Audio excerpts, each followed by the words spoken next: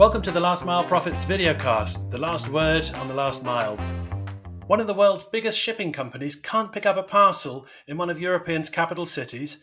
What the hell's going on? Modern Expo provides an integral ecosystem of screen-operating lockers, screenless autonomous solutions, refrigerated lockers, and even personal parcel lockers powered by in-house developed software. Marek, you've got a history in our industry as one of the leading players, but you're also a consumer. So how frustrating must it be when you're trying to send a parcel and it doesn't get picked up? Tell us the story. Absolutely. Hello, Peter. Hello, everybody. Well, by the way, I'll tell you later, this is the third time with this particular carrier that I've had challenges. And if anyone's interested, they can go onto my LinkedIn feed and see the past history. I ordered a parcel via a broker called Furgonetka to be picked up.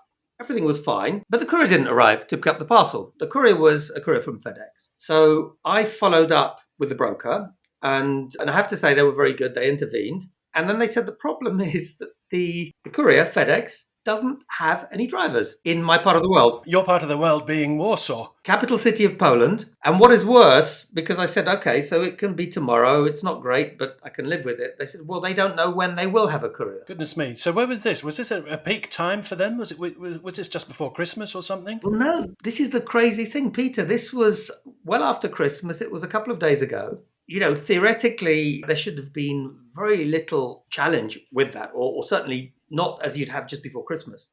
And listen to this, it gets even better. The broker said, we'll go and find someone else. So, and I have to say that miffed me because not exactly Amazonian customer experience, because Amazon's great in this sort of thing, where they say, okay, we'll find you an alternative, or what I'd have expected is, look, we'll take the next best player. It's a bit more expensive, but we'll cover the difference. None of that. What they said is go and find someone else. So your broker was telling you to self-broke, effectively. By the way, I just took another broker. And I also chose a different carrier. So I chose DPD this time, who did come and pick it up. There was no problem at all. What was really amazing, though, this is the icing on the cake. After the parcel had been picked up by DPD, after I'd cancelled the pickup request from FedEx, the FedEx courier called, the one that apparently wasn't there, to pick up a parcel. Oh, okay. So there was a driver available, but somewhere along the line there's a system failure. So what's gone wrong, would you say? Honestly, I would imagine that there's a whole series of things that have gone wrong. And it starts from the top. Planning. Obviously, for things like this to happen, there must have been a poor peak, or in this case, after peak plan, which means not enough resource was available. I suspect what probably happened is that they had too few couriers or too few skilled couriers at peak. People got frustrated and left, and they ended up without drivers in January. That could have been part of the issue. The other part of the issue could be that they had a huge backlog. Things had gone really wrong, and they were firefighting, and basically information was scarce, and the systems and processes didn't work as they should have done. So, you know, those were, shall we say, the symptoms. But the root cause, I think, is strategic planning, investment, management, processes, systems, people. And honestly, if I look at the carriers in Poland, look at the guys who are successful, guys like InPost or DPD, they plan meticulously, they plan way ahead.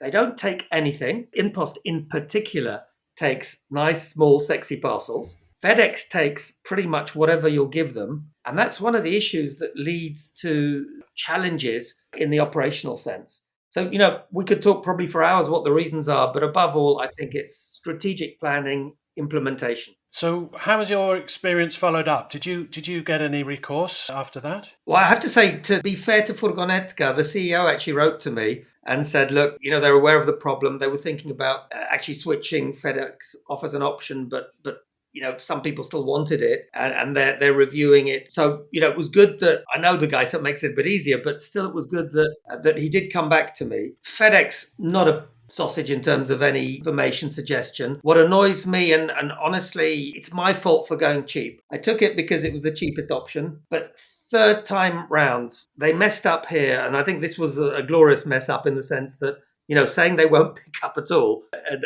you know, writing that we don't have any couriers.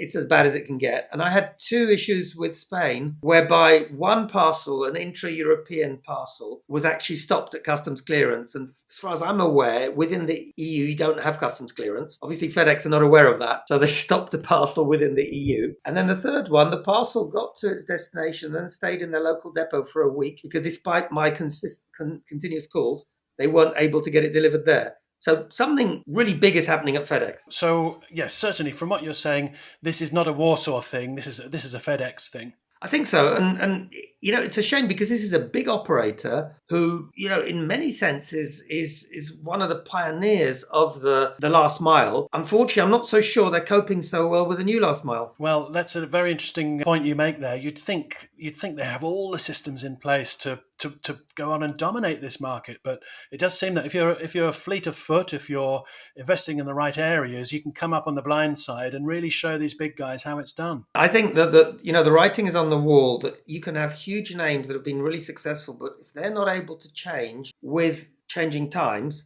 then they're going to be in trouble. And my favorite example, I always love to use it, is Polaroid. Look how big they were, how innovative they were. And where are they today? So, unless legacy carriers like FedEx are going to wake up, change the way they work, could they be going the way that Polaroid went? That's a chilling thought, and one that we'll see how that pans out over the next few years. Thanks very much, Marek, for sharing your experience with us. Thank you, Peter. Thank you, everyone. Thank you for watching the Last Mile Profits video. For more free analysis of the last mile, please like, follow, and subscribe below to ensure you are notified every time we upload new content.